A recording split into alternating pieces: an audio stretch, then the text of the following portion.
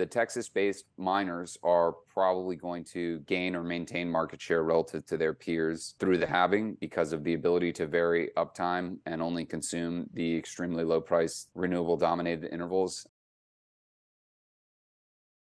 The Miner Mag, Nishant and his group at the Miner Mhm. Mag published that data recently about the distribution of Bitcoin mining in North America.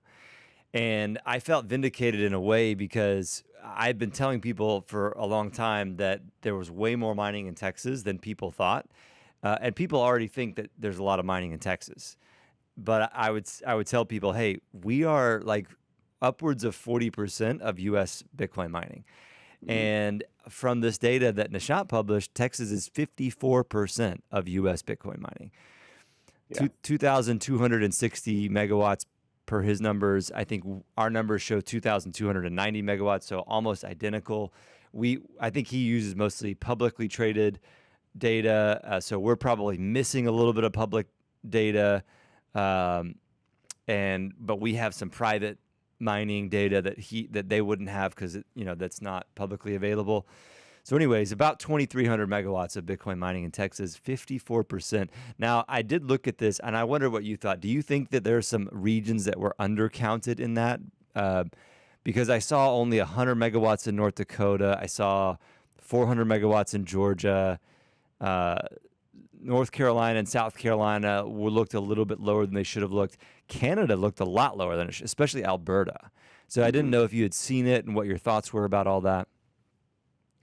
I'm sure that it's not an accurate picture in terms of all of the numbers being perfectly correct. There It's are impossible, yeah. definitely a lot of smaller mining firms, and maybe especially off-grid mining firms who are, they're probably much less inclined to report publicly on their dealings.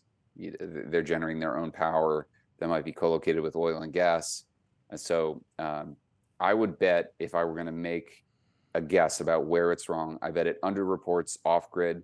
I bet a lot of that off-grid is happening in Texas, disproportionately higher than in other jurisdictions. So I think your numbers are probably about right, that Texas is the largest North American mining jurisdiction by roughly the margin that you said, 50 to 60% feels right. And I mean, I'll just say, Now that is of the U.S.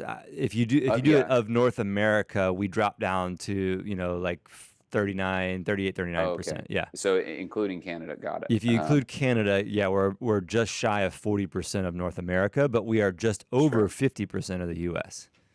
Right. Okay, that makes sense. I mean, yeah, it's the Texas-based miners are probably going to gain or maintain market share relative to their peers through the halving because of the ability to vary uptime and only consume the extremely low price renewable dominated intervals. Hey, it's Amy.